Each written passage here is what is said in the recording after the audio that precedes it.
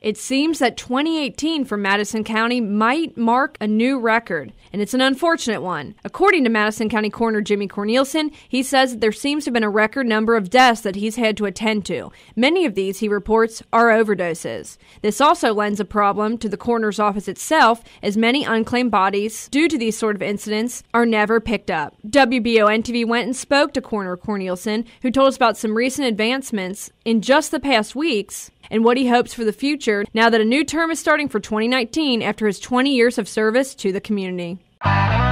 King Brothers Used Cars in Winchester has a huge selection of Fords, Chevys, Jeeps, and more. Come by and see why people have been choosing King Brothers for over 50 years or visit kingbrotherscars.com. Family owned and time tested since 1966.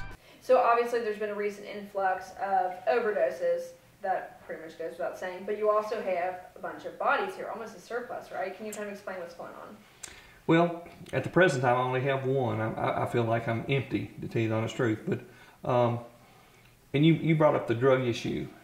It's not all drug related, but a lot of it is. You know, what happens is these people die, and they're either on the streets, and they don't have anything. I mean, they have nothing.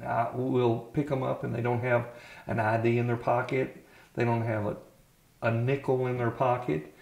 They have nothing, and then it becomes a job for us to find the next of kin, because I won't release a name till I find the next of kin. Of course, I don't have a name at that point in time. So we have to start going back, and anybody who may have had contact with this person, like, I'll take a picture of them, take it to the jail. Great resource. Great. Why the jail? Because a lot of them have been incarcerated, so they've had their picture taken. If you get a court order to cremate somebody, let's say that I find out who they are. If I don't find out who they are, I can't cremate them. I've got to ID them first. But let's say that I do ID them and know who they are, and maybe even find family. But the law has changed recently about cremation and things. Before, let's say you had 5 brothers and sisters, and I found you deceased somewhere, and you weren't married, had no children of legal age, then all 10 of those siblings had to sign a paper, a cremation form. All of you had to sign it to be cremated, even if the family wanted to cremate you. All of you had to sign it. Well, there's people all over the world, you know. So now they've reduced that number and what we can do with that. There's families who say we don't have anything. You know, we don't know what we're supposed to be doing. You know, what I try to do with those folks is we just try to find a happy median and say, here's what I can do for you. This is the cheapest way for you to go. I will try to hook them up with somebody so that they can take care of that. Because this county is not set up to take care of indigent bodies. And as far as identification, it's kind of ironic. Since the last time I did one of these, I got a call from state police yesterday in Frankfort Intelligence Unit, and this lady told me who she was, and she had seen the thing on TV, and she says, I have great resources through the Kentucky State Police, to Miss Bales was her name, to help people find a next of kin. And she said that she had been helping a couple of larger departments in Kentucky, and she'd be more than willing to help me. It's our responsibility, manner, and cause of death. You know, why are you dead?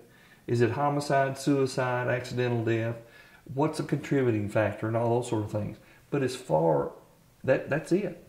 We really, really maybe need to get legislation that states if you're incapacitated, if you're in a healthcare facility, you know, the monies need to be set aside. If you don't have any next of kin, you know, lots of people, they've got their funeral home who to call. Right on. You call the funeral home, they've got what we call pre-arrangements, and that's what they do. As a department, if you will, of coroners, as an association, 120 coroners in the Commonwealth of Kentucky, we can do things that'll help us, okay? Solve these problems. It's going to take a push from all of us. It's going to take legislation. I don't know how anybody could oppose putting that on your driver's license. we're going to push this idea. Let's go for it. What can they say? No. Been told no before.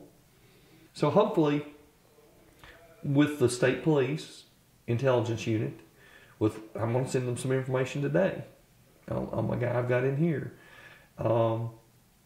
Maybe we can solve a few more of these things, but it's going to grow.